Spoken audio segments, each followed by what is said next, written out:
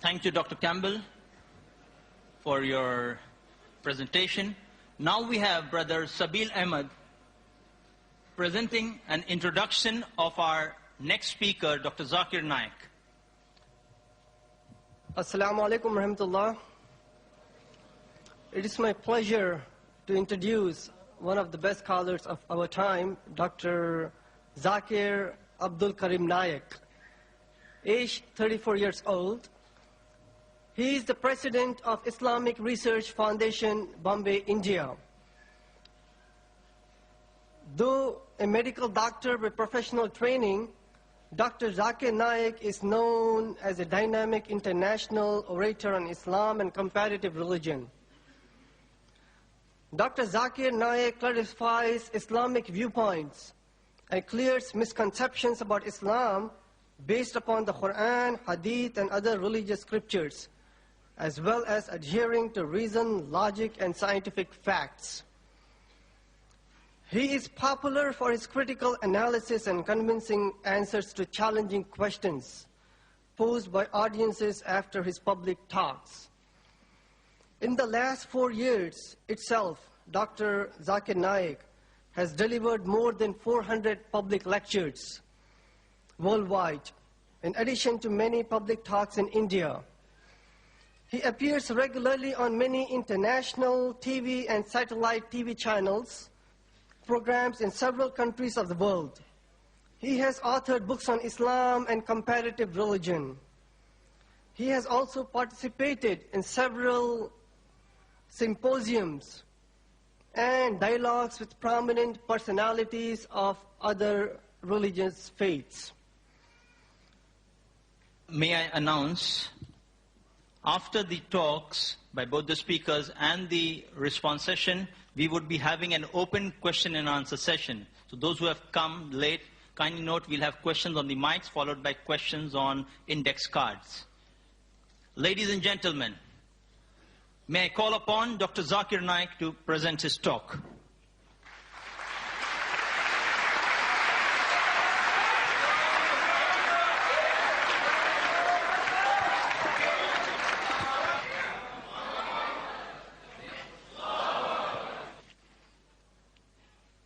Alhamdulillah, wassalatu wassalam, ala rasulillah, wa ala ali wa sahbihi ajmain, amma ba'd.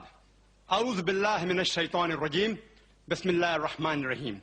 Sanurihim ayatina fil afaqi, wa fi anfusihim, hatta yatabayyana lahum annahu al-haq, awalam yakfi bi rabbika, annahu ala kulli shay'in shahid.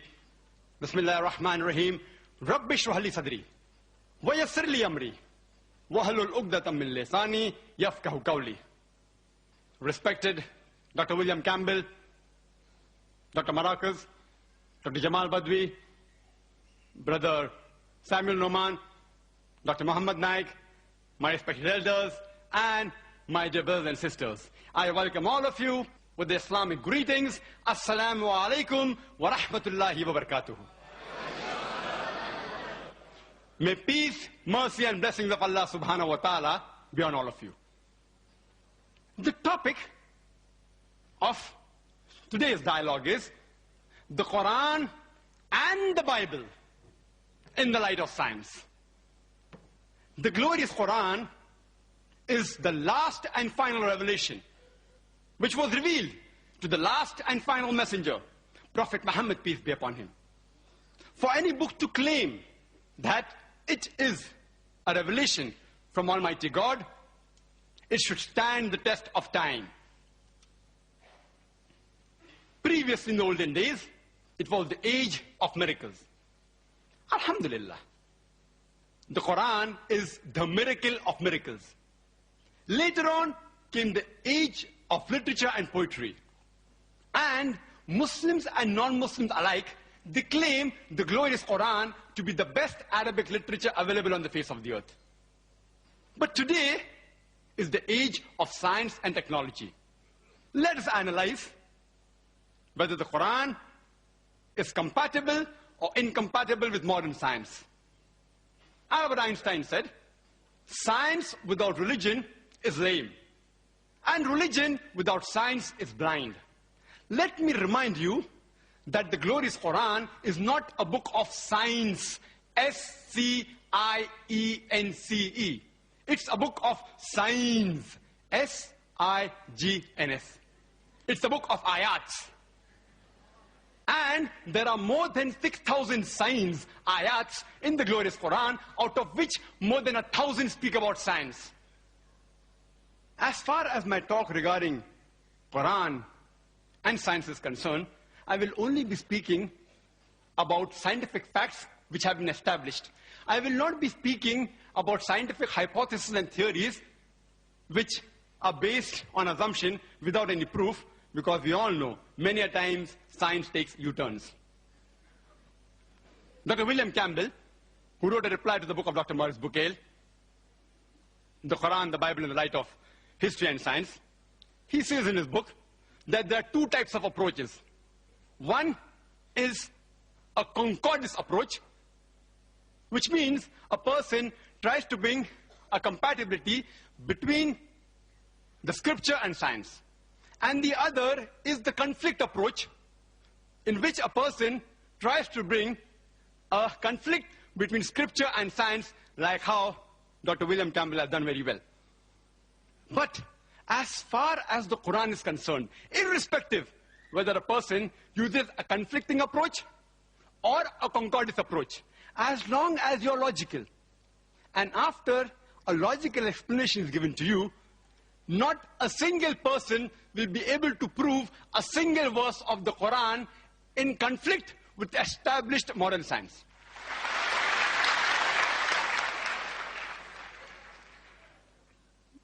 Dr. William Campbell has pointed out various alleged scientific errors in the Quran, and I'm supposed to actually refute in the rebuttal, but since he chose to speak first, I will be refuting a few points in my talk.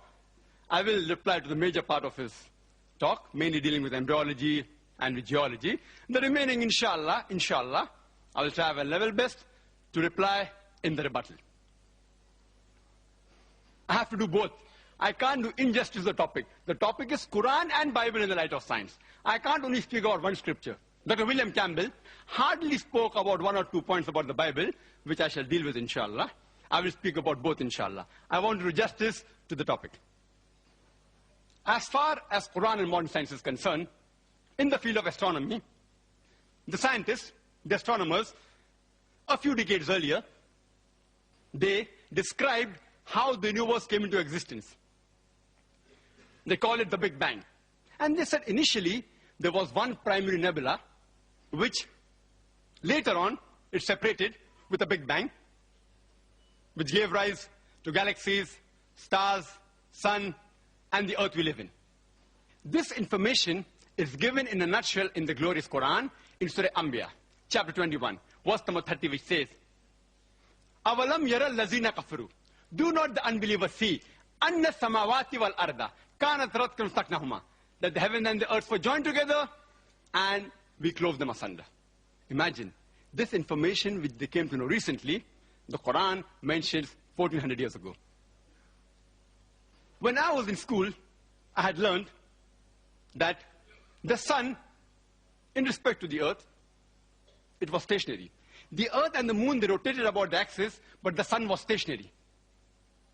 But when I read a verse of the Quran saying, in Surah Anbiya, chapter 21, verse number 33, it says, Huwa allazi khalaqa al-layla wa nahara. It is Allah who has created the night and the day. Wa shamsa wal qamar, the sun and the moon. Kullun fi falaki yasbahun, each one traveling in orbit with its own motion. Now, alhamdulillah, modern science has confirmed the Quranic statement. The Arabic word used in the Quran is yasbahun, which describes the motion of a moving body. When it refers to a celestial body,